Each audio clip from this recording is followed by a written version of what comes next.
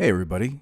So I had an interesting conversation with Kyle Kulinski, who you may know as Secular Talk on YouTube. He has a very popular channel, and I wanted to dive a little deeper into his overall philosophy for what it means to be a YouTube commentator these days. It's sort of a new role in the media landscape, so I wanted to discuss how he sort of conceives of that role. How does he situate himself in the broader media?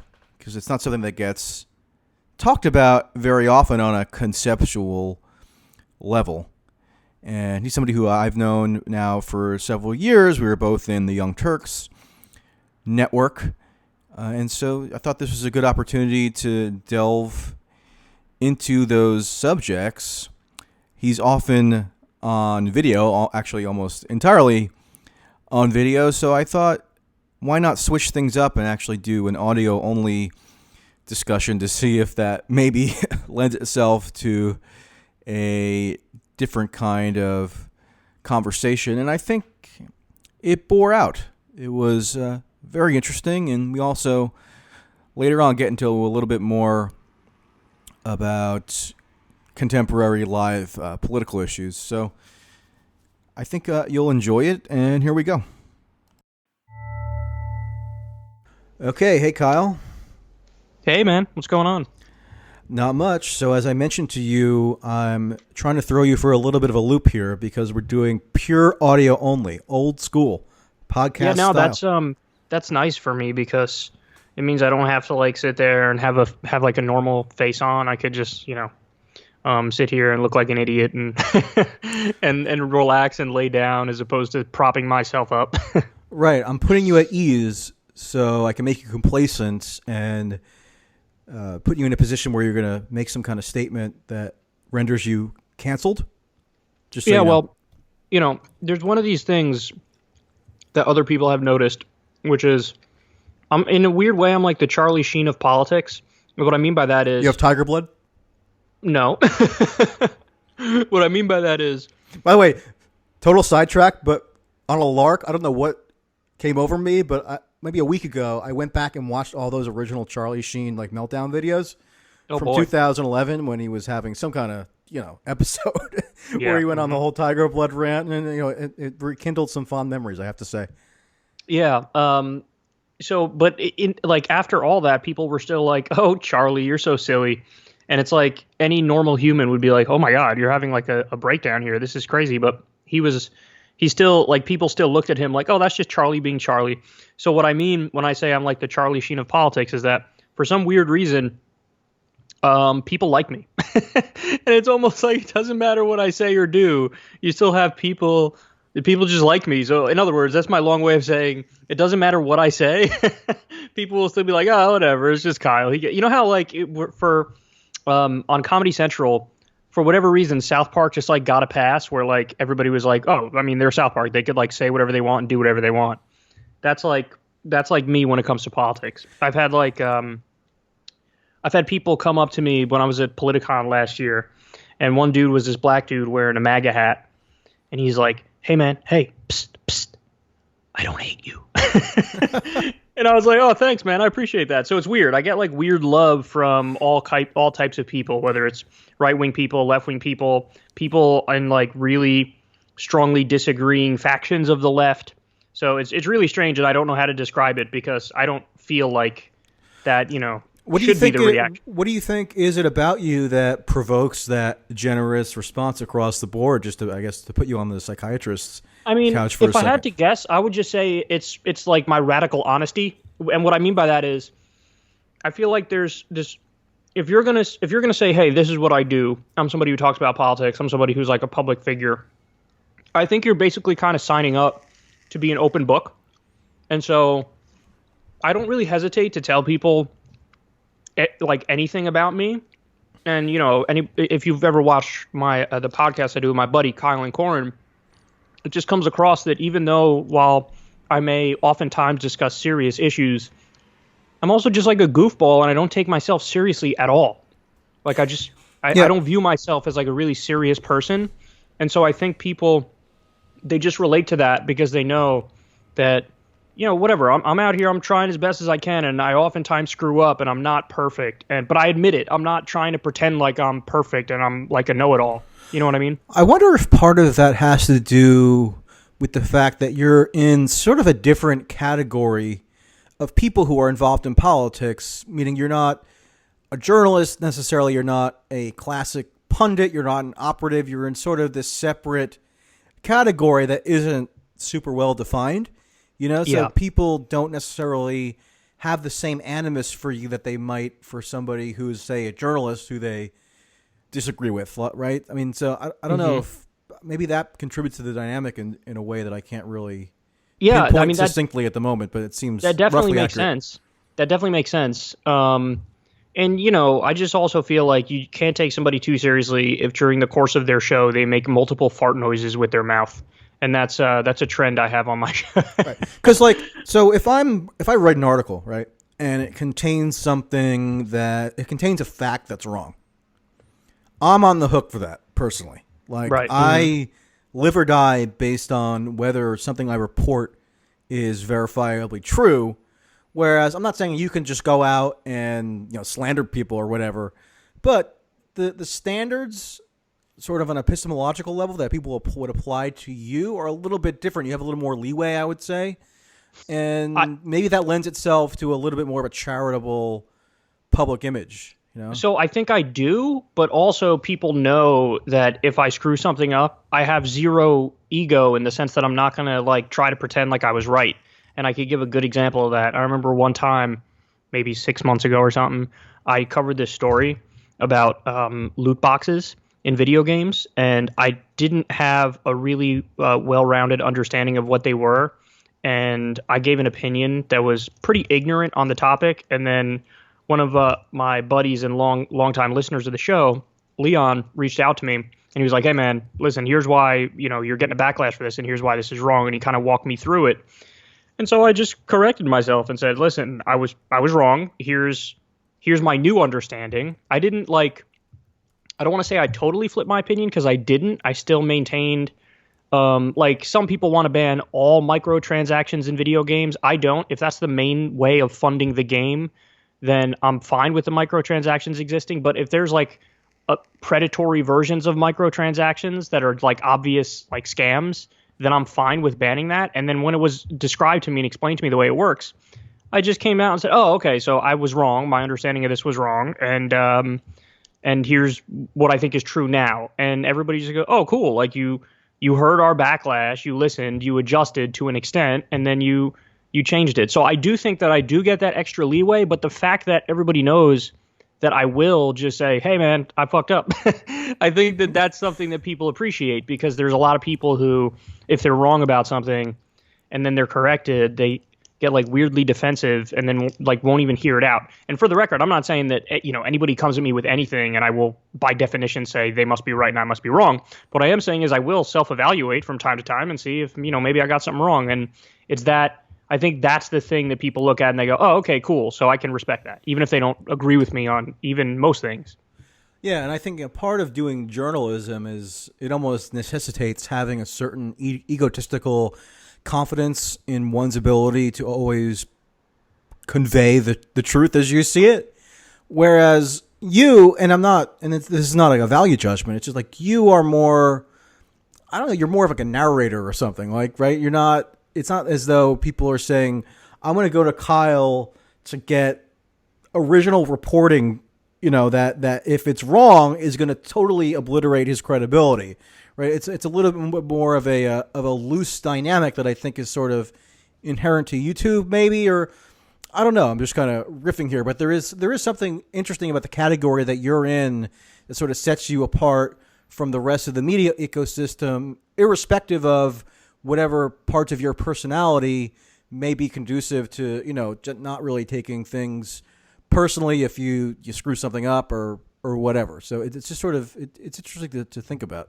Yeah, I would say the closest thing to what I'm doing is just the modern version of what talk radio was in the 1990s. That's what I would say. Mm-hmm. So it's just I'm a political commentator, but I'm a political commentator existing in this new space new media, where YouTube is now, the main medium, and you could throw Twitch in there as well, and maybe some others, podcasting, but it's just, it's like the newer version of what talk radio was in the 1990s.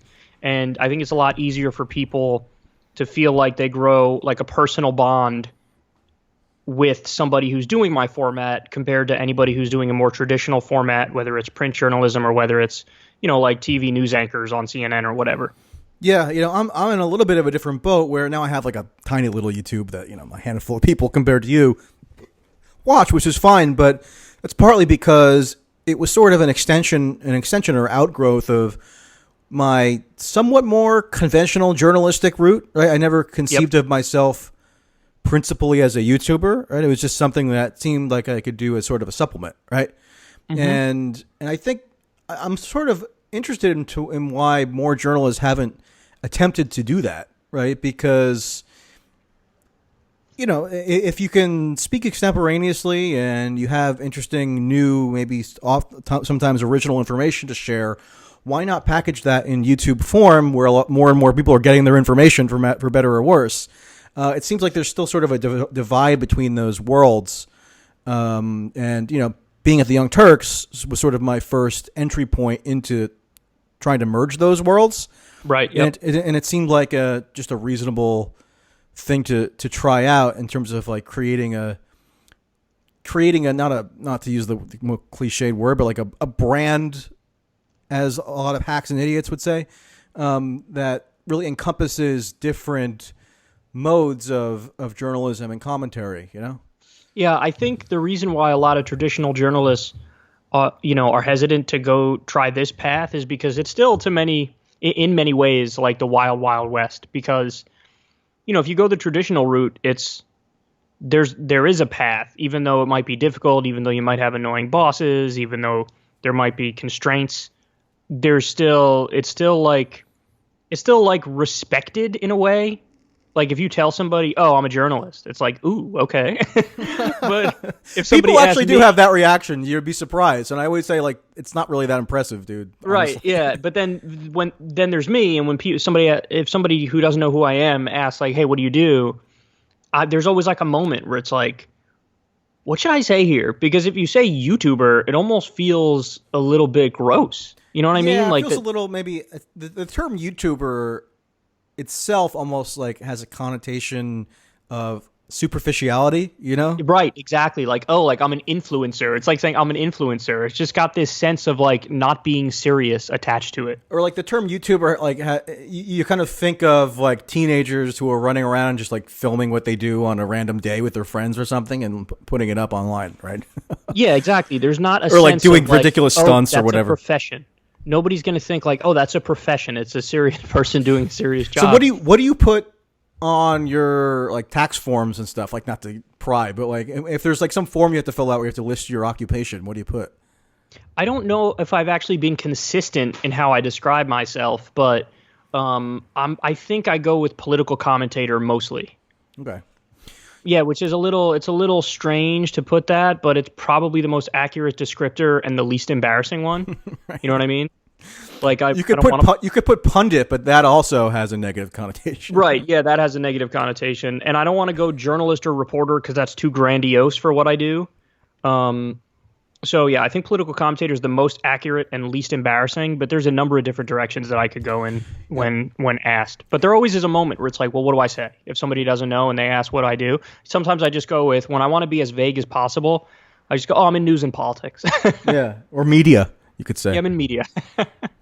This actually gets to, in a sort of a roundabout way, one of the things I wanted to ask you about, which is sort of your origin story, because, we've talked a bunch of times over the years, but never really about your like past. And I'm sort of interested because the name of your channel is Secular Talk, right? So my inference was always that you started putting up online commentary videos out as like this, like maybe the wave of new atheism in the mid 2000s, and you wanted to like maybe contribute your own spin to that dialogue that was happening. And then as things went on, you sort of branched out into more maybe just traditional political commentary. Is that a roughly accurate synopsis, or am I off base?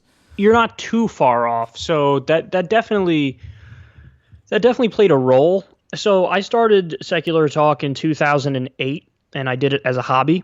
And so I would just do videos every now and then. And the videos were either, I would call them Common Sense Award videos and Nut Job of the Week videos. And I would take like a comment that somebody made that I thought was really dumb, and I would, riff on that.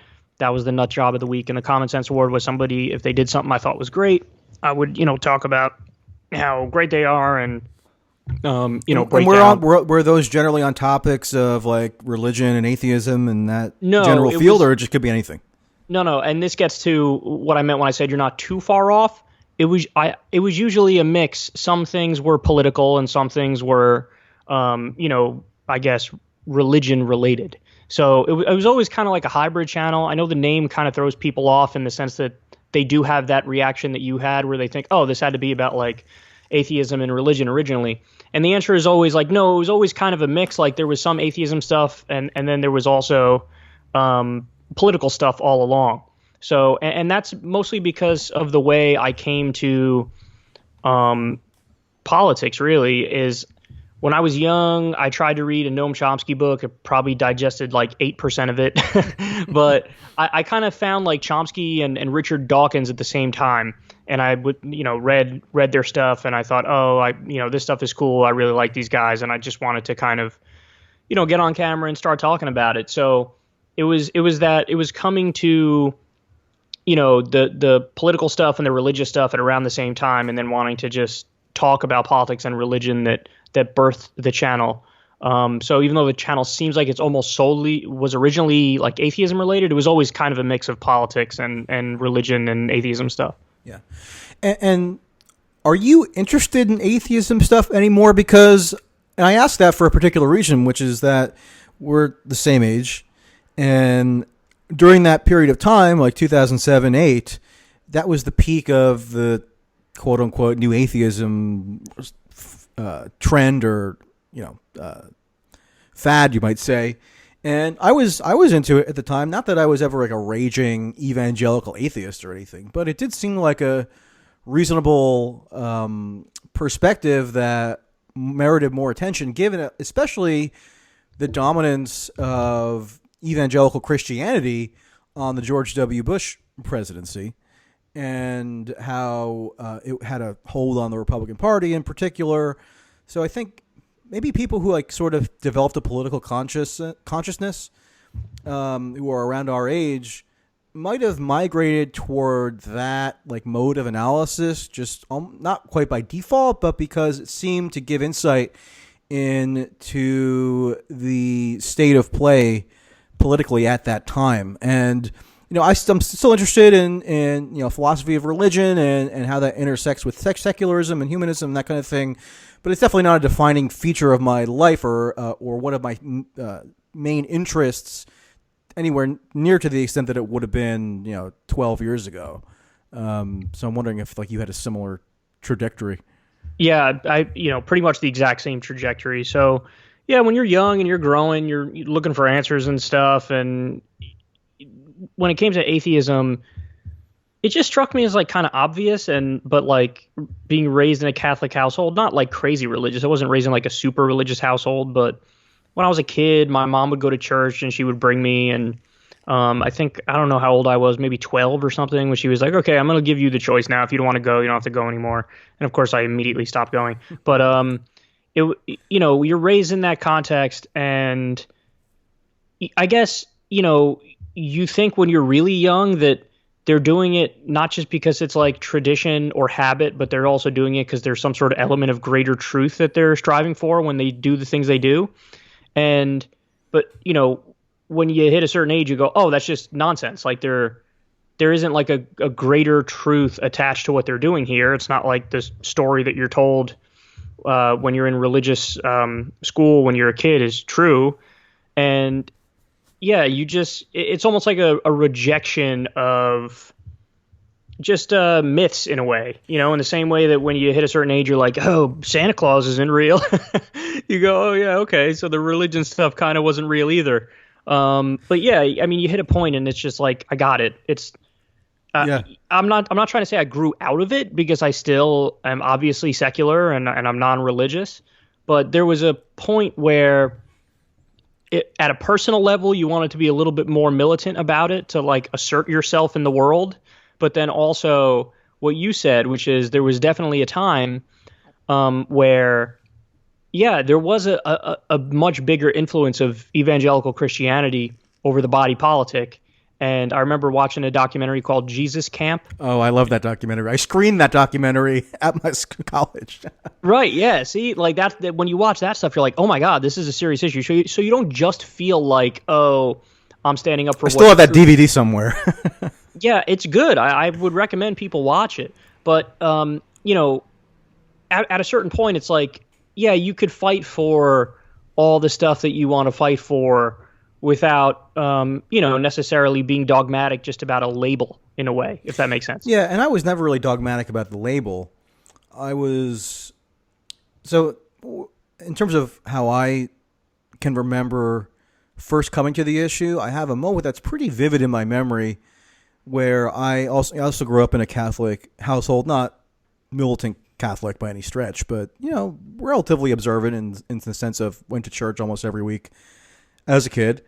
And when you get when you're going for your confirmation as a Catholic, right, at age 13 or 12 or something, you have to go through this whole process through the religious school section of the church that you attend.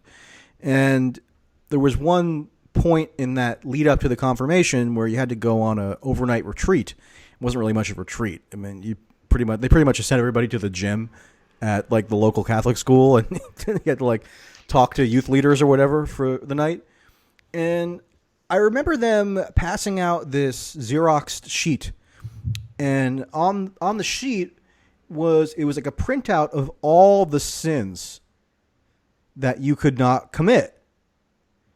And some of them were a little bit out there. I mean, I remember, for example, they were saying that masturbation was forbidden. Not that I was like a big zealot for masturbation. But, please, you were a young man. Of course you were. But, it wasn't as if I was like personally offended at the notion that masturbation could be a sin. It was just that like, okay, so why is this being imposed upon me without really anybody even making an argument, right? They were just appealing to authority. They were appealing to an authority that in my mind hadn't been adequately established, right? So you almost respond, or at least I did, viscerally in reaction to that, where it's almost as though you're being condescended to and thoughts are being foisted upon you that you didn't arrive at on your own. And part of developing as a person, hopefully, is that you develop critical thinking skills and the ability to look at the world through your own eyes. And therefore, at least for a certain type of person, me included, the idea that it's just going to be dictated to you what you must believe is, again, offensive on a visceral level. And I think that's sort of what spurred me into the atheist direction, to the point that I was, reading the books and, talking about it on the internet and not really crafting an identity around it so much, but thinking about it regularly enough that it was something that I felt was justified to like pursue, at least at that time. And, I feel like there are a lot of people who sort of relate to that pathway, Yeah, for sure. I mean, I felt a similar way. I almost felt like if I'm smart enough to figure this out, then how come, the older generation, my parents, how come they weren't smart enough to figure this out? And actually, that's not fair because my dad was non-religious his entire life pretty much. But like, I felt like, oh, come on. I mean, part of being an adult, part of being a human being is looking for what's true. And we're stuck at square one here with this goofy nonsense where we're told this story about like this zombie Jewish carpenter, and then you go to church and you eat his body and drink his blood. What are you talking about? This is ridiculous. This, of course, is not true. And when you're young, you're trying to like assert yourself. You mean the wafer literally becomes the flesh? Huh? Are you sure about that? Yeah, I mean, this is the silly stuff that we're told, and it's like, okay, well. And by the way, people, anybody listening, transubstantiation, per Catholic doctrine, the wafer that you consume at Mass is said to literally become the flesh of Christ. Yeah, so for me, it was almost like a default setting of like, well, this is just silly. And to your point about like the list of sins, and I don't think I had a situation like that where I was handed a piece of paper with a list of sins, but yeah, the idea of anybody like questioning young Kyle about masturbation, I'd be like, you're joking, right? Like this is not open for debate or discussion. This is not something you're gonna tell me this is wrong. How silly is that?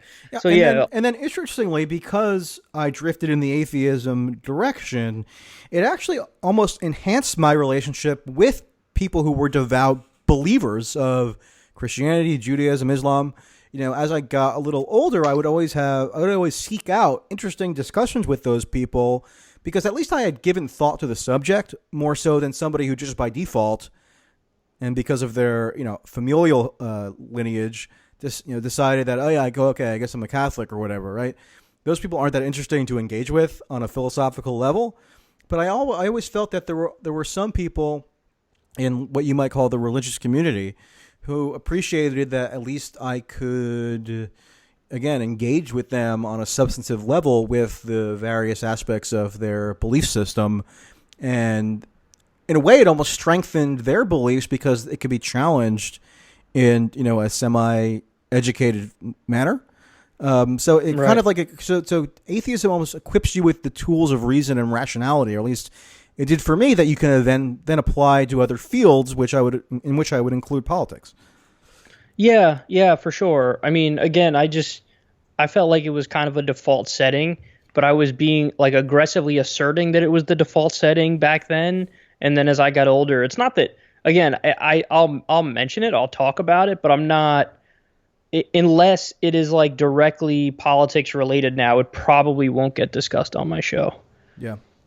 So, one other thing that occurred to me when I was just thinking in a holistic way about your YouTube presence and what you do is, have you ever considered like trying to do some journalism type stuff? Like go to an event and interview people, or like do some light reporting, or maybe like broaden the scope of what you're doing to encompass like getting out original information into the world, right? Because I feel like you might have the resources potentially to do that if that was something that you ever felt compelled to do. Well, I'm always bouncing around ideas in my head, but I would say the thing that's likely to continue to happen is, every now and then me engaging in debates. I don't think doing original reporting is a lane for me. I get the idea of maybe getting out there in the field and maybe trying to get some questions of some interesting characters, but for the most part, I'm very comfortable in like the political commentator lane, and we're kind of functioning like a well-oiled machine at this point and pumping out content all the time. But outside of the political commentary lane, probably the most common thing that I do every now and then is debates. And like I went to Politicon last year. Hopefully we'll be at Politicon this year as well. And that's a slightly different forum where people could see me. But in terms of original reporting, no, I don't think I would ever do, the kind of reporting that maybe you do, or perhaps Jordan Chariton does. That's not my cup of tea as much. Mm-hmm.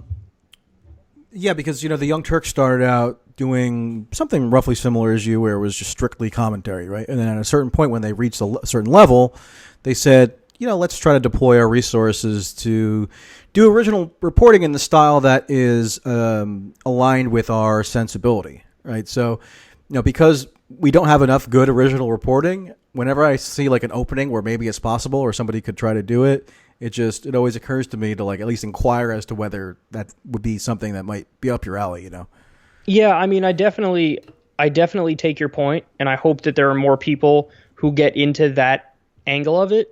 Like I'm a bloviating person on YouTube, and I'm covering stories that I didn't do the original reporting on and giving my take on it. So my lane is political commentator. But yes, I hope that there are more people of like mind who get into that role, because I do think there's a lot more needed in that role. There's a little bit of a vacuum, on that in that lane in particular.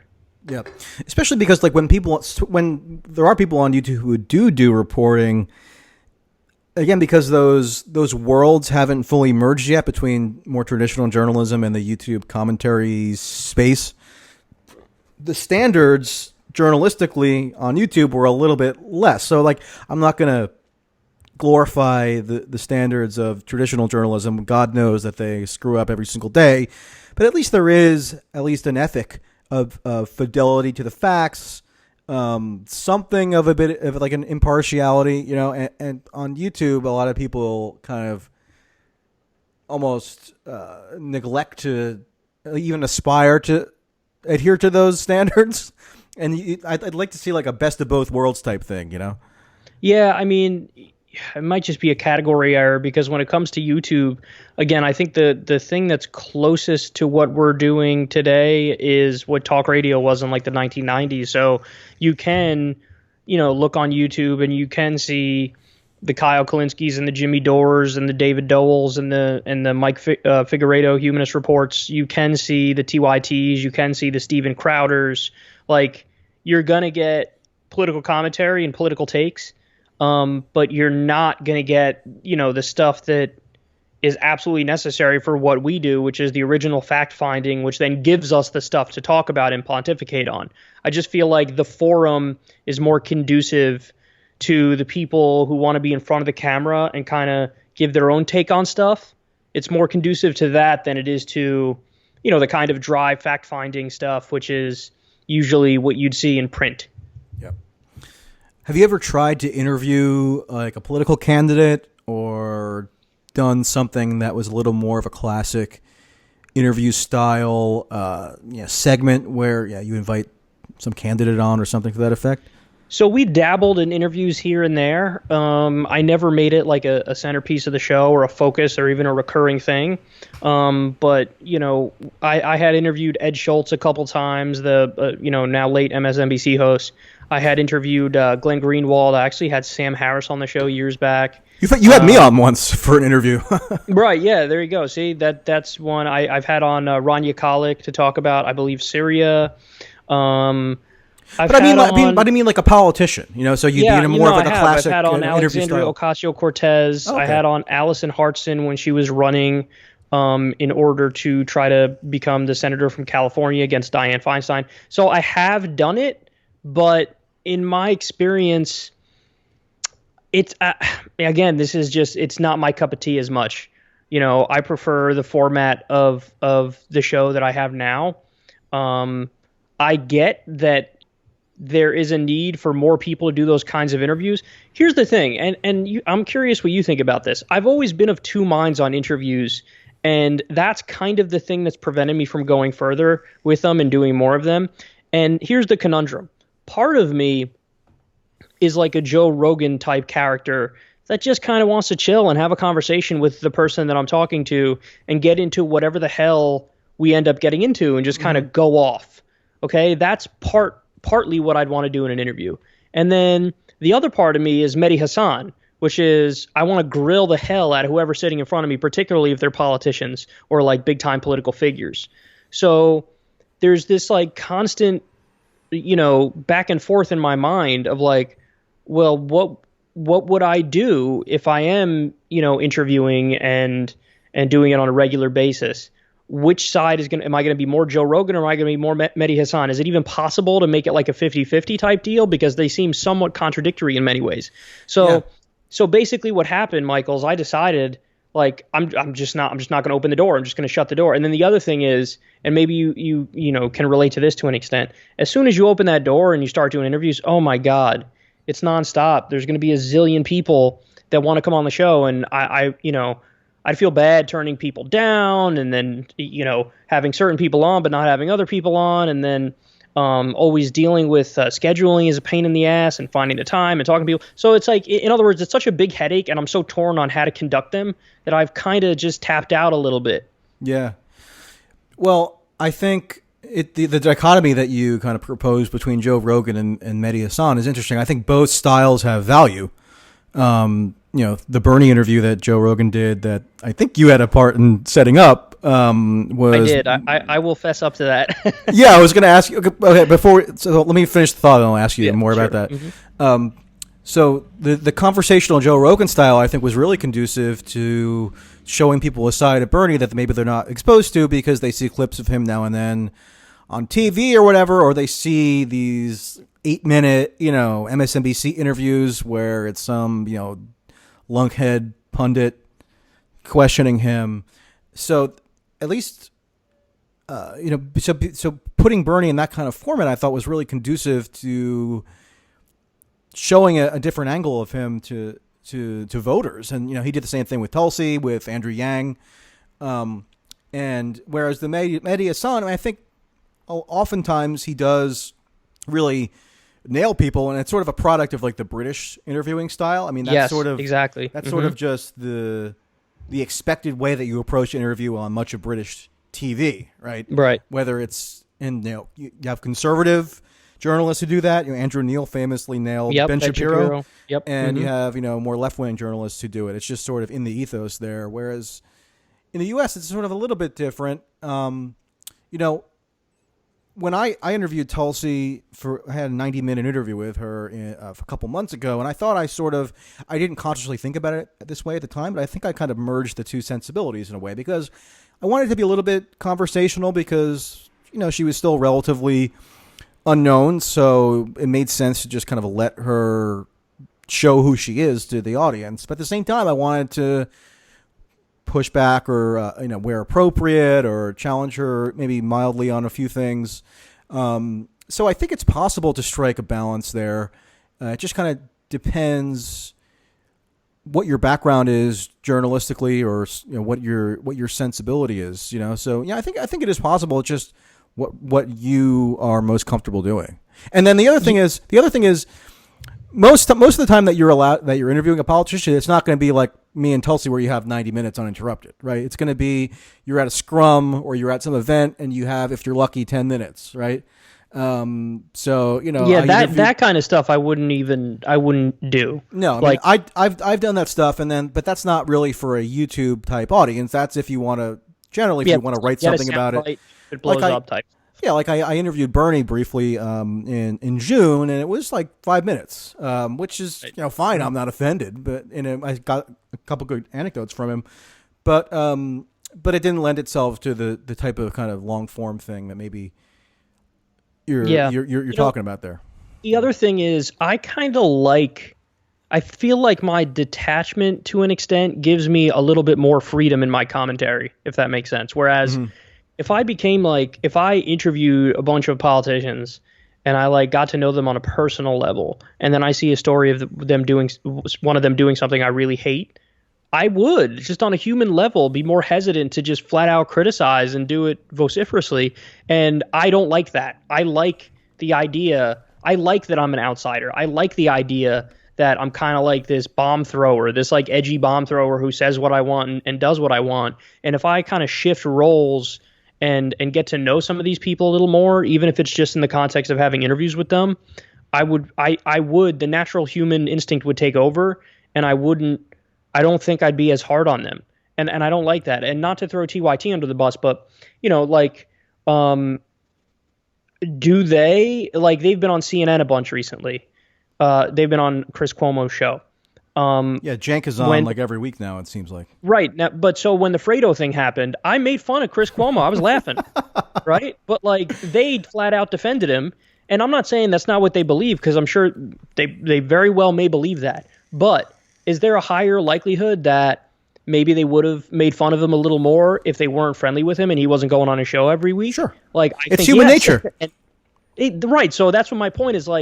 The fact that I'm a little bit of this edgy outsider bomb thrower, I enjoy that about myself. I don't want to be part of the club. I don't want to rub elbows with people who I then have to turn around and criticize, because then, you gain a reputation and they're all, fuck that guy. We don't like that guy. We're never go interview with him, never go talk to him. So it's let me just maintain my status as an outsider and give myself that freedom that I cherish probably more than anything else. Yeah, I think that's a healthy approach. But, for me, when I interviewed Tulsi, the reason I did it was because I thought the interviews that she was doing were mostly terrible, in that she was being asked bad questions it was almost always a smear job based on a handful of 100%, talking man. points. Oh, I get it. So I interviewed Ocasio-Cortez. This was when she was getting no coverage from like anybody. It was only me, TYT, and Jimmy Dore who gave her the time of day, and some like very local newspapers. and Glenn Greenwald, I think, interviewed her early on too. Right, and The Intercept, exactly. So like, yeah, no, I get your point 100%. But like, I would rather dip my toe in that world every now and then than make it a mainstay. Yeah, no, that makes perfect sense. I think that's a healthy way to look at it, and you could take that same mindset and apply it to journalism. But again, the conundrum is, if you want to get more into it and actually engage with these people and challenge them or like highlight aspects of their political agenda that maybe you don't think are getting enough attention, you do have to get to know them on some level, right? I mean, but it is true that it's just human nature that if you interact personally with somebody, more often than not, you're gonna at least like some aspect of them. Most people are not just giant a-holes, right? I mean, many are, but especially whether it's politicians or people in the media, if you're just having like a normal, cordial conversation with somebody, you're going to find something to like, and then subconsciously, or maybe sometimes consciously, that's going to influence the way that you conceive of them, and then that can play a role in how you talk about them publicly and so on and so forth. And I'm not immune to that. I don't think anybody is. Nobody is. Dude, when I was at Politicon, I made a point of like only in terms of like the people who were there to be in Politicon, I made a point of only talking to the people I already knew, TYT. I didn't want to like sit there and mingle with like Ben Shapiro or Bill Kristol, because like I know Bill Kristol is a complete warmonger and a terrible person, and I don't want to sit there and exchange niceties with him and then feel like, oh, this is kind of a nice guy. Yeah, exactly. And Bill Kristol, for all his horrendous faults, if you had just a nice conversation with him, you'd probably feel some kind of just natural affinity toward him on a human level. And you don't want that because it can cloud your judgment, That's right. It would cloud my judgment on the things that I think are way more important, which is his impact on the body politic and the policies he favors and the stuff he's pushed for, which is, universally terrible. Yep. Okay. So you've hinted at this on your show, and I think Joe Rogan mentioned you by name in terms of how this Bernie interview got set up. Could you give a little bit more insight into how that actually came about? Yeah, sure. So, yeah, I mean, I have some connections at the Bernie campaign, not directly to Bernie himself, because, he's the man and he's busy and he's also 1,000 years old and probably has no idea who I am. Oh, you mean you're not texting Bernie? No, I think that'd be pretty cool if I was, but I'm not. Do you think he texts? I don't. Yeah, that's actually a really great question. He probably doesn't. He's probably like, why don't you just call me? I don't understand. Yeah, you got to fax him. Exactly. So I know some people in the Bernie campaign, and long story short, I've been on Joe Rogan's show twice. Me and Joe get along really, really well, and I really like him. And I really admire, the podcast he's created. And does that mean that you're part of his gateway to the alt-right? How dare you? It's funny that you mentioned that, because I'm like a staunch Rogan defender, maybe in part because of what we just spoke.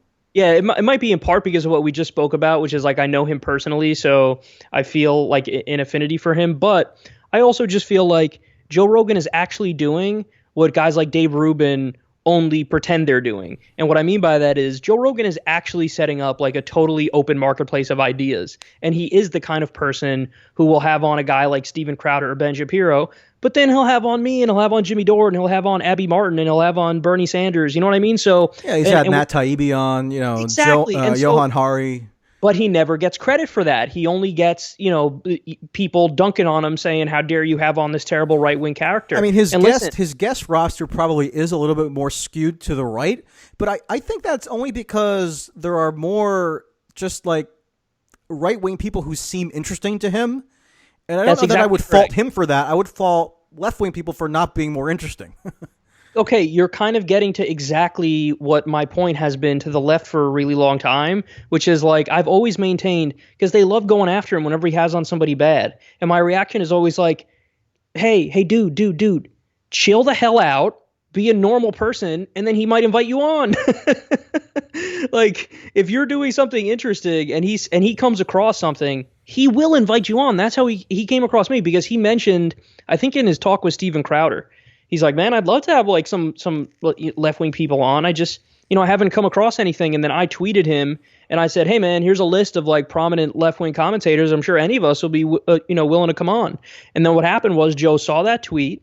He then went to my channel, watched a couple videos, and he reached out to me and he DM'd me and he said, hey man, I saw this video that you did. I think it was on some evangelical pastor who was saying that Trump is born again or something and his past doesn't matter, or something along those lines. And he liked that video so much that he was like, hey man, yeah, definitely come on the podcast. So my argument has always been like, if you're, instead of like shitting on him for having on right-wing people, how about just be more interesting and do better work, and then he'll invite you on, because he will. Yeah. Or the other thing is, like, a lot of people who are left-wing online personalities tend to come off as a little bit screechy, a little bit too sure of themselves. Maybe for Joe's liking, a little too fixated on sort of superficial identity stuff, And so too authoritarian too. Too controlling, too much like, I don't like this person, so how dare you have them on? Too knee-jerk. Who gives a fuck if you don't like them? Piss off. It's not your fucking podcast. Yeah, too knee-jerk, offended about stuff, and that if you can just check those boxes, he'll have you on, That's exactly right. And so he has had on plenty of lefties. And anyway, long story short, I'm friendly with Joe. Him and I talk on a semi-regular basis. And so I just asked him. I said, hey man, if you want Bernie, we can get you Bernie. We can do it. And he actually didn't immediately say yes, because he was, even though he likes having on like new media lefty and righty commentators, he's a little like hesitant to try to dip his toe into that real serious politics world. Like, he had on Yang and he had on Tulsi, and he enjoyed doing that. I think Tulsi was the first sitting politician currently in office that he had on, and that was only in September of last year. So it's new that he's even entertaining the idea of doing this, Right, and he's hesitant because he doesn't take himself very seriously. Like, he thinks of himself as the comedian guy. Yeah, not he thinks Walter of himself, Cronkite. Right, exactly. So he has a very like honest view of himself, even though he's got like these amazing numbers in terms of how many people watch him and love his podcast. He has this very like down to earth view of himself. So he felt like, are you kidding me? Like, I'm supposed to talk to like now somebody who's close to being a front runner, number 2 in the polls, Bernie. So it was a little bit of a shock, I think, to him. Well, but I mean, he extracted a commitment from Bernie to reveal UFO information. So that might have been the best result of that entire podcast. Yeah, imagine he probably was like the main thing that got him on. But anyway, so what happened was I spoke to Joe about it, and he said, let me think about it. I'll get back to you. And then very soon after that, he had Cornel West on the podcast. And he calls me a day or two after, and he's like, hey, man, I've been thinking about it, and I want you to set up the Bernie thing for me. And so I did. And he told me that talking to Cornel West really opened him up further to wanting to have a conversation with Bernie, because Cornel had mentioned in the podcast a number of times, like that's why I'm campaigning for Brother Bernie. And so I think Joe was intrigued by the fact that this guy who he really likes and respects, Cornel West, the fact that Cornell's, working hard to try to get Bernie elected, I think he was intrigued by that. And so he wanted to hear more of what Bernie had to say face to face. Yeah, that's great. And Cornel West is like the perfect, gateway drug or whatever to Bernie, because he's very charismatic, very interesting, and, very intelligent. So you can't, if you're in Joe Rogan's position, dismiss the candidate that he says is the best suited to, enact the reforms that Cornel West wants to see done. That was one of my favorite all-time podcasts, man. The Cornel West Joe Rogan podcast. Yeah. That was really good. I haven't actually watched the entire thing. I've watched clips of it, but I guess I'll set some time aside and watch it. It's really good. Cornel West has this amazing ability to like kind of weave in all types of stuff as he's making a point. Like, he'll talk about music and artists, and he'll ancient philosophy, and he can go he'll anywhere. weave in philosophy and politics, and you're like, oh my God, you just like hit me over the head with a bunch of really interesting points. And he just exudes like a genuinity, right? He doesn't seem like he's ever putting on airs at all. And he's not. not a hateful bone in his body. Like there was a point in the podcast where he said something that you never really hear from prominent like lefty intellectuals. He said something like he was asked about, Job had brought up an argument like, well, what do you say when the right wingers say this? And his response was something along the lines of, well, first of all, we got to listen to our right wing brothers and sisters. Like we got to hear them. And then he gave like a very poignant, counter to whatever the point was that Joe said, like that a right winger would make. And I thought like, man, what a brilliant way to like really disarm somebody who you might disagree with massively, to let them know like, hey man, like I'm listening to your concern. I don't think it's like stupid. Like I don't think what you're telling me is stupid. I just think here's why I disagree with you. But I'm not like just glossing over it. I'm actually listening to you. And I thought, man, like, because what happens when you say something like that and when you act like that and when you call everybody brother and sister and you have love for everybody is they're more than willing to listen to you and give you a chance. And so even though Joe's like fan base has this reputation of being like right leaning, go look at the like to dislike on the Cornel West podcast. Everybody knows he's a prominent left wing intellectual, and the likes are through the roof, which shows you that people, it's possible to get through to people. You just don't write them off. Like listen to them and make your argument and engage, and then there's a decent chance you can convince people. Yeah. I think people sort of misconceive of his audience as in overtly political terms for some reason, when I think it's mostly apolitical. It's mostly just sort of like people who don't like BS and think that he raises some interesting subjects and maybe they have some political instincts. But in terms of like a strictly partisan framework, that doesn't make sense for his audience.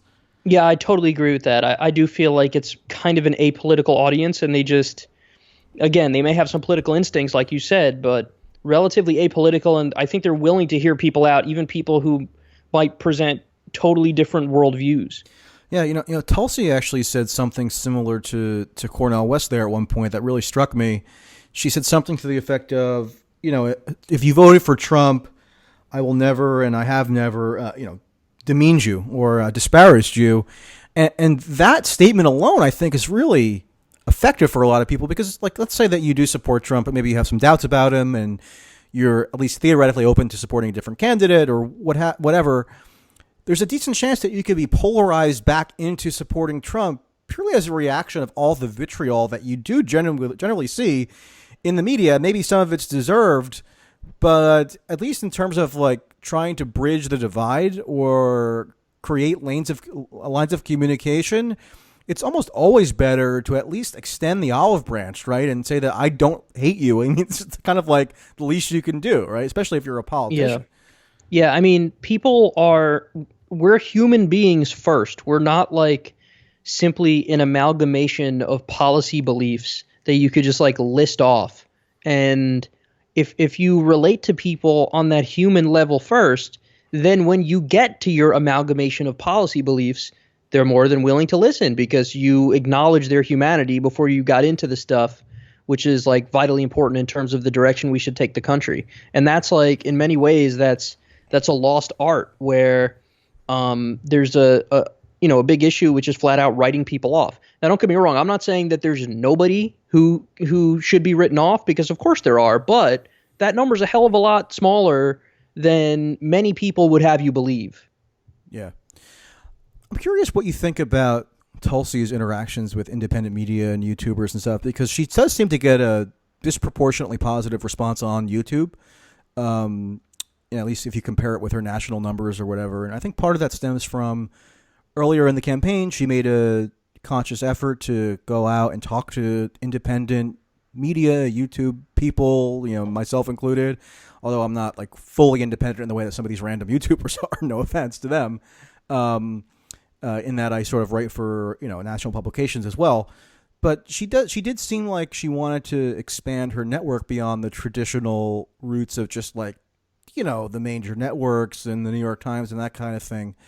And I think that generated a fair amount of goodwill to the point where now you do have a lot of people who are in that independent world who like her for a variety of reasons, including some on the right. If you want to include Joe Rogan in that, whatever, he likes her as well. I mean, what do you think? What do you think are the reasons for why she gets the positive response that she does on like YouTube in particular? Well, that's a great question. I think what you said is part of it, the fact that she was willing to have dialogue with a lot of these people who are usually written off by, traditional politicians. But I also think it's just because, honestly, a lot of internet commentary, a lot of new media is just flat out better than traditional media. And a lot of the defense of Tulsi has been because she has been treated totally unfairly by mainstream media. I mean, that's It drives me crazy. It really does. It shouldn't drive me as crazy as it does, but it does. Yeah. No, Michael, I don't think she's done a single interview since she started running for president where she wasn't asked about Assad. Except mine. Right. Like, yours is the only one. And, like, it's just embarrassing at this point. And I think that a lot of these independent media outlets were providing, like, a counter to that, where it's a little bit of the backlash effect, where we see how terrible a job mainstream media is doing. So we're filling in the gap, and we're saying, okay, well, let's actually look at what she's talking about. Let's look at what she's in favor of. What is she actually running on? Stop doing these, like, cheap potshot smears, and let's actually have a conversation about her record. And that stuff is a smear because she's addressed it ad nauseum. You're not introducing any new information to the world by asking her about that for the 8 millionth time. Well, right? So it meets the classic definition of propaganda, which is just repetition of a fallacious attack over and over again until people just instinctually believe it. Right. And it's funny because, to me, the thing that makes me so mad about this is they actually take the thing about her that I think is arguably the best thing about her, and they're trying to turn it into a negative. Right. And that's what annoys me. It's not that they're criticizing. If they were criticizing her and there was merit to the criticism, I would agree. But there's no merit to that criticism. What you're saying is, oh my God, this is somebody who's willing to speak to bad people around the world. It's like, good. That's what I want. I want that. It's like when mainstream media kept going after Trump for talking to Kim Jong-un. I'm like, of all the things to go after Donald Trump for, you pick like the he's not belligerent enough. He's not belligerent enough toward a nuclear armed rogue state. Exactly. So it's like it's how unserious these supposedly serious outlets are that really get under my skin. And I think that what you have is independent media is providing a real counterbalance to what they're doing and really looking at the issues in a serious way. You could ask, if you ask any of the new media people respectively who they support and why they support them, I guarantee you they will give a much more thoughtful answer than if you talk to people in any of the traditional media outlets. Yeah. Do you think there's something sort of that it's inherent to her persona or her policy worldview that also lends itself to this online support? I'm sort of trying to, for months now, I'm trying to mull over why it is that she strikes the chord that she does, and it's sort of an interesting thing to explore. Well, she's different. She's not a standard politician. She's different in the sense that if you had the balls. I know she doesn't actually have balls, but it's a phrase. If you had the balls Sexist. To stand up to the DNC. Okay, we found your cancelable statement. You attributed masculine qualities to a woman. He says, just mentions Tulsi Gabbard's genitals. Yeah, exactly. Wait, what was I saying? Oh, she stood up to the DNC in a way that I don't know if any other politician has done it, where she said, you know what? I think this is nonsense. I think the fix is in for Hillary. And so I'm stepping down and I'm going to side with Bernie Sanders. She gained a lot of credibility with a lot of people when she did that. And what she showed is, hey, I'm willing to buck trends and I'm not going to be like a lemming here or a sheep. I'm going to be independent minded. And it's stuff like that I think, made her appeal to regular people and to independent media people, because. And she jeopardized her career by doing that. I mean, she could have had a very long career rising up the ranks through the party, maybe run for Senate at some point, but now she has a fairly vociferous opposition within the party power structure, and she did it. She cultivated that opposition on principled grounds, which is very much a rarity for a politician. That's exactly right. And then also there are other things that she did. Like, she kind of led the charge on a number of very important issues, which really struck a chord with new media folks, including fighting for paper ballots, while you have all these idiots screaming about, oh my God, election interference, Russian election interference. And then Tulsi stands up and goes, okay, are we going to talk about this all day long? Or are we actually going to do something about it? Here's my proposal: paper ballots. You want to like secure our elections? This is what we're going to do. And then she gets like no co-sponsors, and she's like, "Well, what do you like? What are you talking about? This is just like really silly politicking. I'm trying to actually solve problems, and you guys are, just like making noises with your mouth, thinking you're serious." And I think people saw that, they loved it. I think when she And she's, I mean, and she's the only Democratic politician of any real prominence at all, including Bernie, who's really challenged the Trump-Russia narrative more broadly. Yeah, and then there's the Stop Arming Terrorists Act, which is, it seems like it's common sense, but unfortunately, it's actually not because we've had a government that's been effectively arming terrorists for decades now.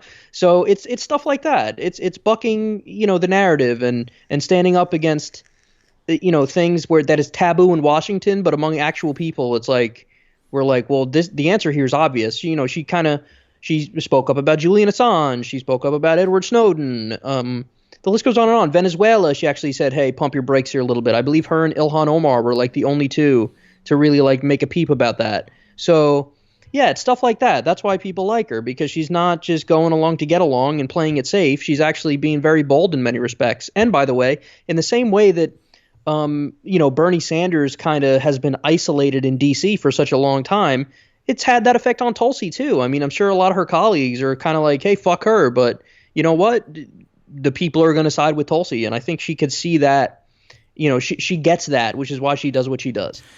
And also, when you challenge foreign policy consensus in particular, you're automatically guaranteed to get some goodwill from across the spectrum. I mean, Ron Paul had this a similar dynamic in 08 and 12 when he did that. I mean, leftists normally wouldn't say that they would vote for Ron Paul, but they respected him and they agreed with aspects of what he was saying. And so you kind of like break the typical partisan mold when you do that. And I think there's sort of a desire for somebody who's willing to break that mold on independent media in particular. Yeah, that's right. And I think to kind of allude to what you were talking about a little bit there, I've always been a proponent of on certain issues, this like libertarian Republican and progressive Democrat alliance, where a lot of good work can get done, whether it's on foreign policy, whether it's on criminal justice reform and marijuana issues. There's a lot that can be accomplished if we kind of build that bridge. Civil liberties, another great example, NSA stuff. So, yeah, there's a lot that can be accomplished if we actually, Ron Paul and Dennis Kucinich, this was my favorite alliance of all time when, back when they were both in Congress. I mean, there would be bills where they would be they would be two of the five co-sponsors, right? Because they were obviously approaching it from different ideological angles, but they always found really useful common ground that was all too rare.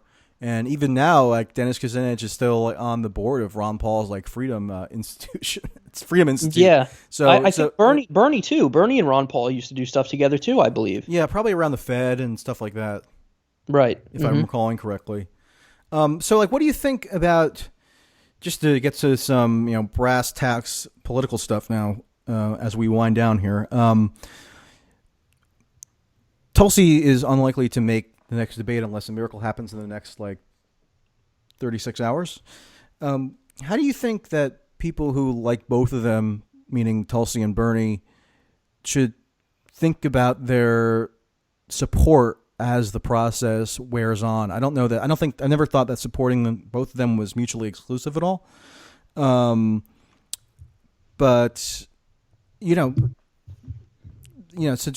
how do you what do you make of that dynamic in terms of how people are kind of allocating their support right now between those two? If, say, they like both maybe for different reasons and they don't feel like they have to straight up endorse one candidate over another right now.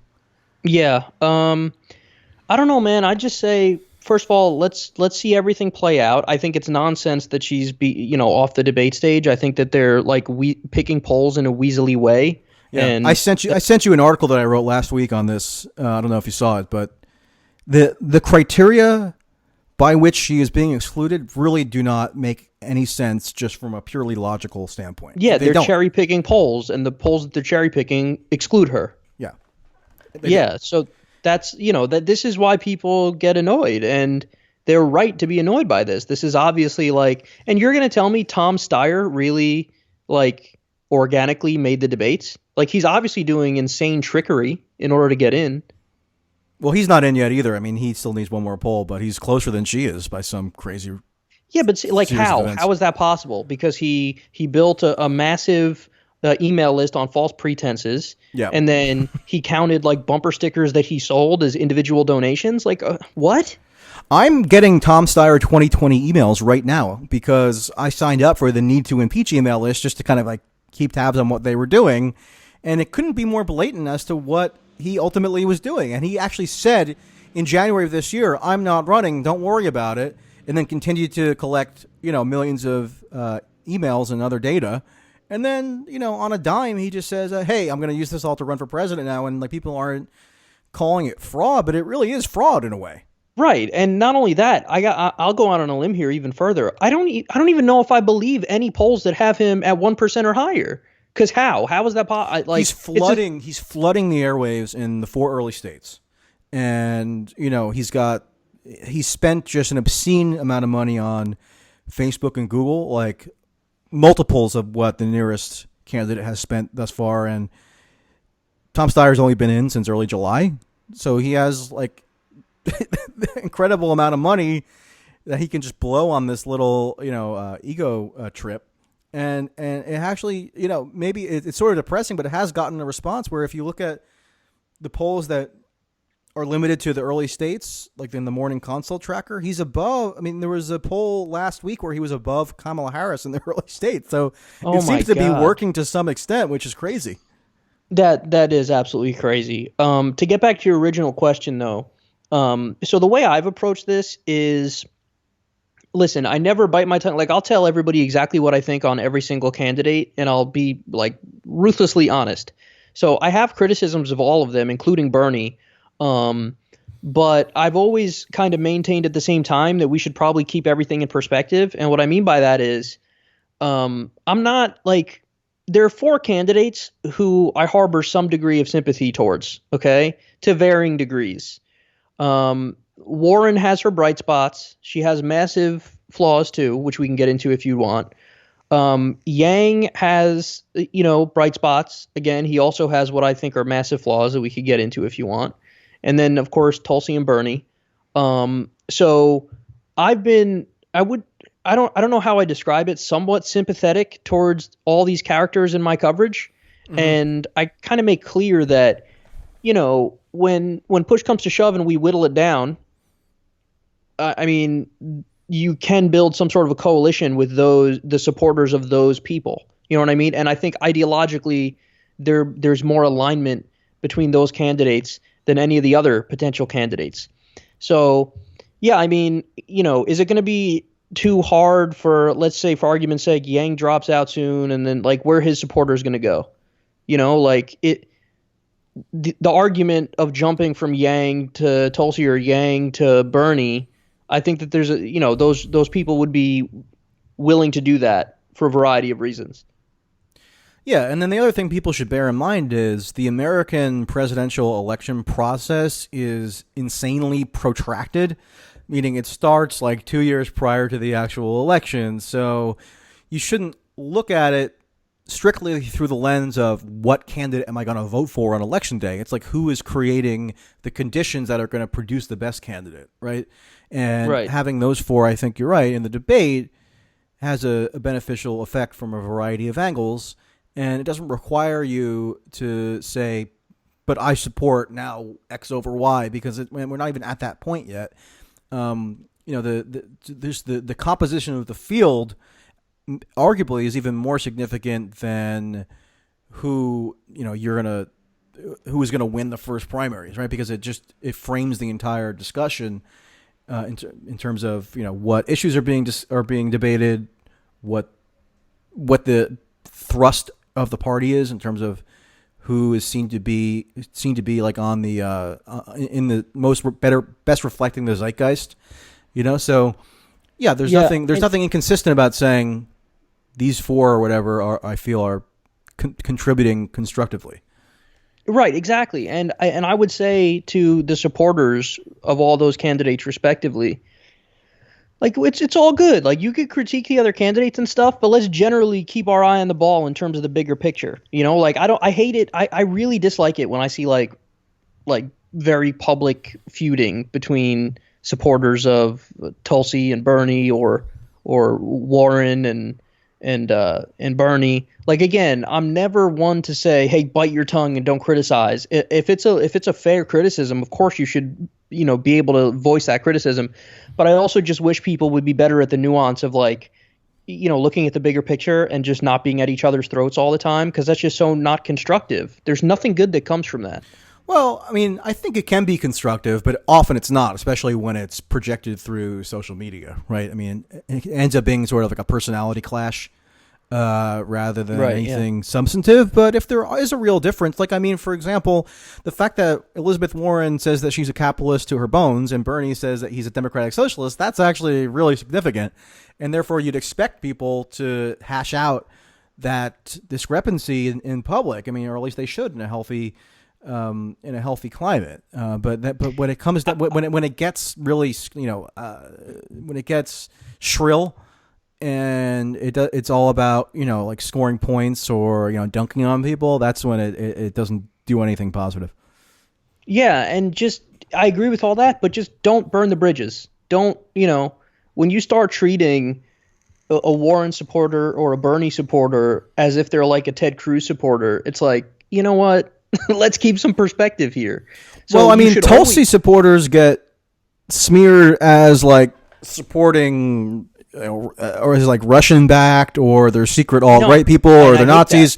I mean, that is crazy. And that's exactly what I'm like arguing against right now is like when they portray Tulsi herself or her supporters as, totally unreasonable dupes for Russia or something, dictator lovers, yada yada. It's like, well, that's just the dumbest thing I've ever heard in my life.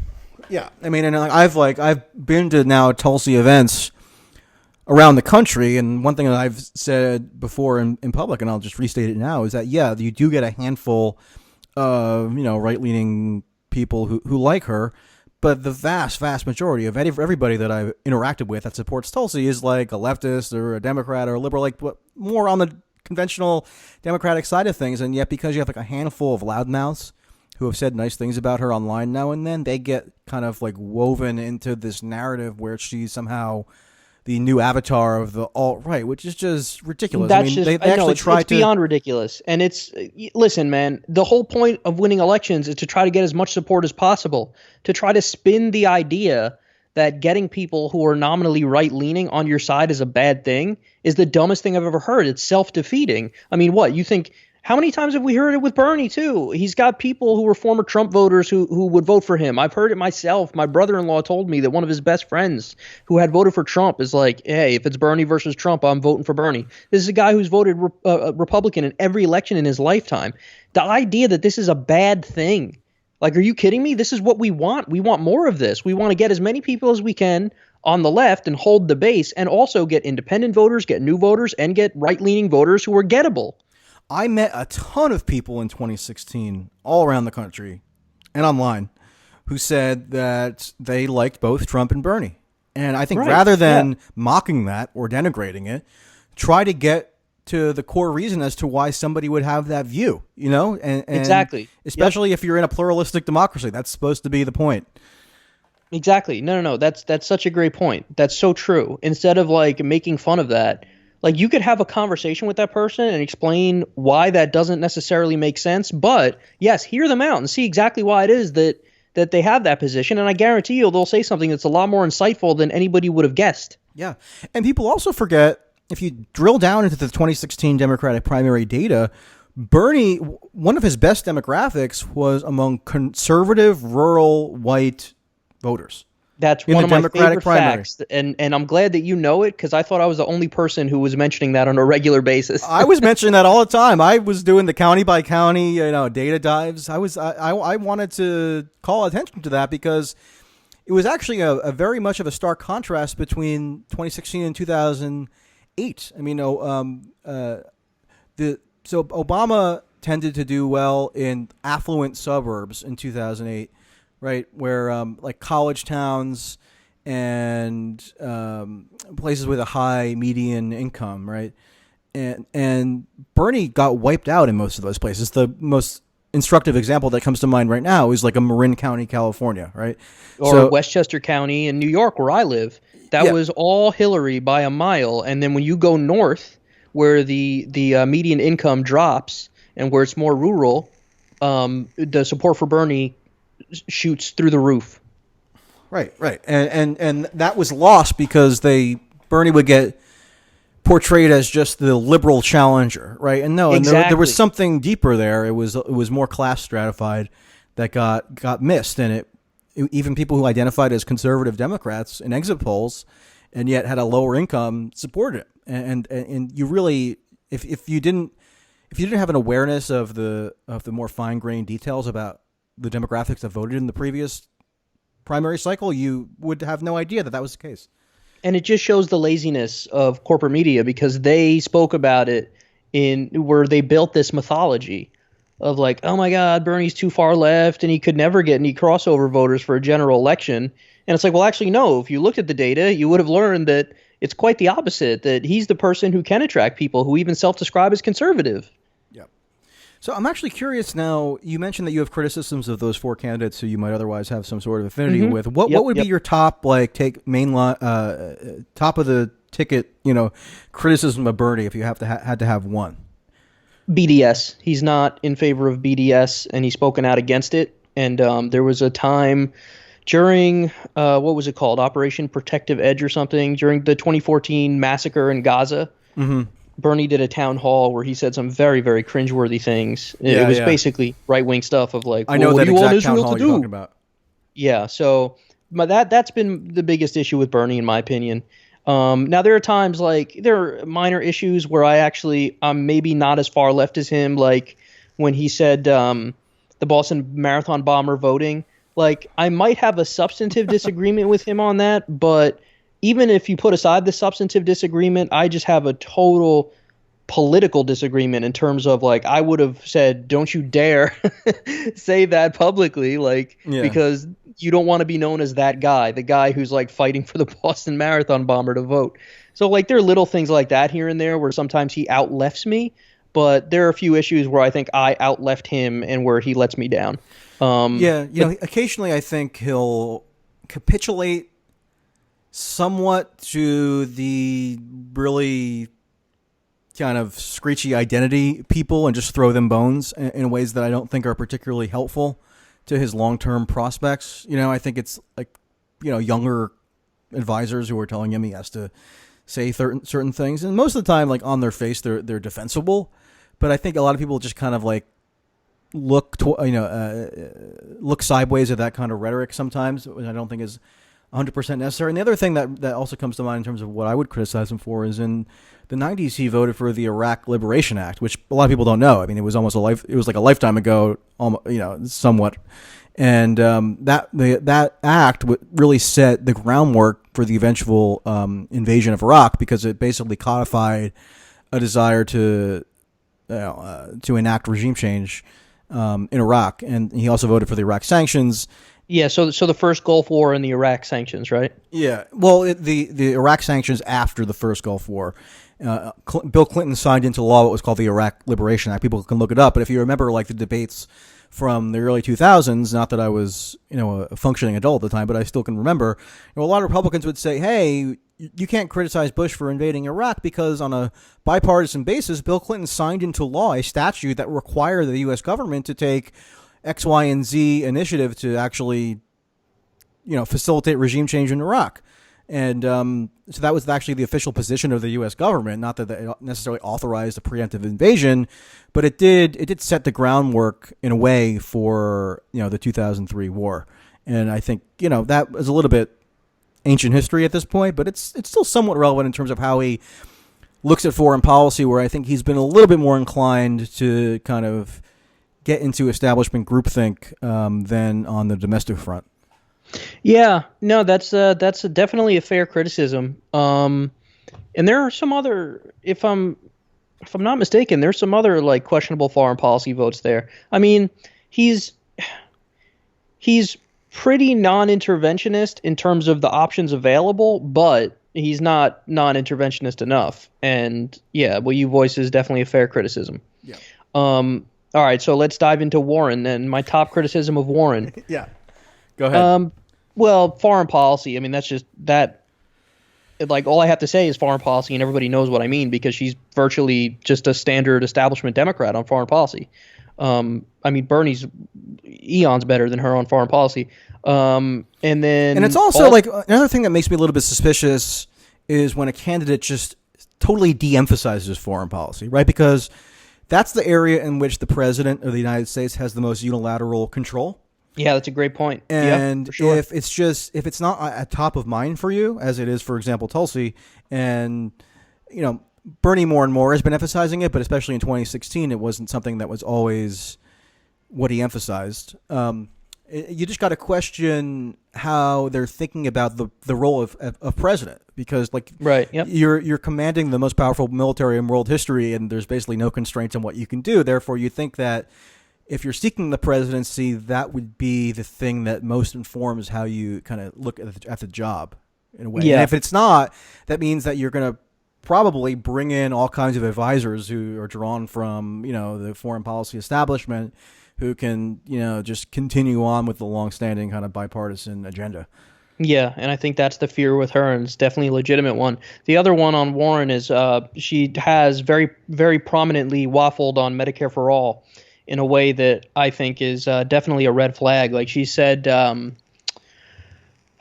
she basically tries to act like all of the proposals from all of the Democrats all have the same goal in mind, and they're all good policies that are respectable. When in my opinion, I feel like every option except the Bernie bill and the Pramila Jayapal bill are basically just gaslighting to one extent or another to try to protect the status quo. So I have no interest in Medicare for All Extra. I have no interest in public option. I have no interest in Medicare for America. I think that in order to get any change at all on the healthcare front, you basically have to shoot for the stars and then maybe you reach the moon. So you have to go for the Jayapal bill, you have to go for the Bernie bill, and you have to be really aggressive in your strategy to try to get it. And I don't think she's up for that. I think that her good stuff is all Wall Street related and tax policy related, in my opinion. That's where she shines. Anti-monopoly. Yeah, exactly. Stuff like that. But, everywhere else, it's just very questionable. Let me, for the sake of argument, just indulge me for a second, and I'm not opposing Medicare for All by any stretch, right? But I can just remember the Obamacare debates, right, in 2009. Yep, me too. 2010. And thinking that a public option would be great, right? A public option would be a huge step forward. It ended up getting basically taken out of the bill because the pharmaceutical lobbyists were brought in, and Obama had promised to put all those deliberations on C-SPAN famously in the 2008 campaign, and it never happened, and they had an outsized role in the process anyway, behind closed doors. And so, you have Joe Biden is now advocating a public option, and he's regarded as a neoliberal sellout, whereas in the 2008 campaign, Obama, I think, may have hinted at that he might have wanted a public option, but he didn't campaign explicitly on it. So, why would it be so horrible to have a public option? Not that I'm against Medicare for All, right? But it just seems like it's a pretty good reform, and it would have a lot of positive, second order effects. Well, no, it's definitely a step in the right direction. There's no doubt about that. But that's why I said shoot for the stars and maybe you reach the moon. The only way you're going to get even a public option is to push for Medicare for All, because I'm sure you've, in your life have negotiated for a car, but let's say it's a used car and it says, I've had the same dinky car for about 9 years, so not in a while. Okay, so for argument's sake, let's say you're getting a new one and it says $10,000 on the sticker. What are you going to go in there and say? How much do you want to pay for it? Are you going to say, here, I'll give you 10? No, you're going to say, I'll do 6.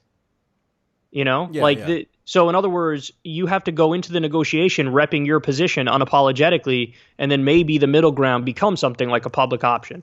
But if you go in already watering down your position and saying, I want a public option, you're going to get absolutely nothing. Yeah. You're going to get the status quo through and through.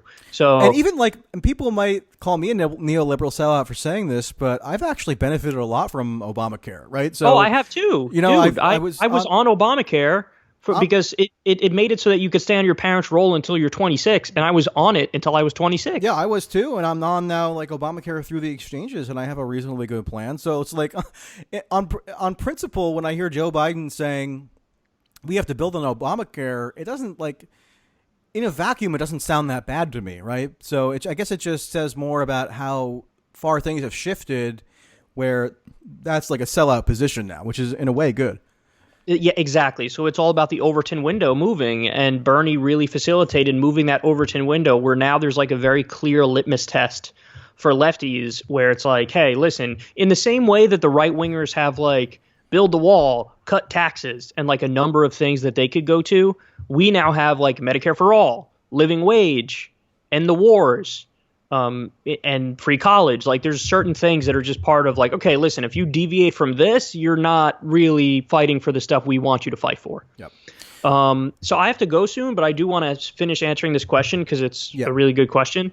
Let's go to Yang. So my concerns with Yang. First of all, he said some like contradictory things about his UBI, where sometimes he kind of talks about how it's like on top of what the social safety net already offers. And then in certain forums, like when he spoke to Dave Rubin, the implication was like, this is the long-term goal for the UBI is to like replace the social safety net. Mm-hmm. And then the left wing counter to that is, well, hold on now. What if the net benefits that they're going to get from $1,000 a month? Like, let's say somebody's on disability and they get $1,400 a month. Are you going to take away that $1,400 and give them $1,000? Because that would be a net bad thing for them. They would lose money. So there's some questions about how his UBI is constructed. I'm a supporter of UBI. I just need it to be constructed in a way where people are getting equal to or more than what they're currently getting under the social safety net. And there are some questions about that with Yang. The other thing is he's just more libertarian than me. Like there was something that was on his website. I don't know if it still is, but when I first like talked about his candidacy, he has this like weird like sunset clause on all regulations. Like I forget the number of years he put. It was maybe around like 5 years or something. But the whole idea is you put a sunset provision on every single regulation, and then it forces the government to revisit it. And like that's just way too libertarian for me. I don't think it's a good idea to like default sunset all regulations. I think there's also stuff about regulating speech online that I didn't like. I'm very libertarian on that stuff, and he ironically is not, even though I just said he's more libertarian than me. And because his like main platform obviously is UBI, he has been asked about a whole range of other issues, especially on foreign policy, and there have been some red flags there, where there was this survey that went out to all the campaigns where Yang said something to the effect of he wants to, facilitate efforts to oust Maduro, and it's just like there's stuff that he needs to be pressed on beyond his core. Israel issue. Too. He gave a terrible answer on Israel. I think he was asked whether or not we should condition the aid to Israel, and he basically was like, "Why would we?" Yeah, and he got very little speaking time during the first debates in June, but one of the very few things that he did say was something ridiculous about Russia, if you recall. I do recall that, and I remember cringing. Yeah. Okay, so you have to go. I'm going to give you like two more rapid fire questions. Why do you hate Nate Silver? Oh my God! Because I'm a student of Nate Silver, because I actually, it's funny, I met him in 2009 at this gala or this party that the Daily Kos threw during the Obama inauguration, and Nate Silver rose to prominence initially because he was this anonymous blogger on Daily Kos, where he was just like doing poll analysis, and I remember loving it at the time. But now he's gotten away from it, where he just does this sanctimonious punditry that kind of departs from what made him useful in the first place. So you actually just answered that was what my answer was going to be, because the reason I hate him now is because I used to really, really like him, because what he was doing was useful. Like when he got, 48 out of 50 states right when it was McCain versus Obama. And then I think he got 50 out of 50 right. No, he got 49. See, I know this because I'm an incredible nerd, but he got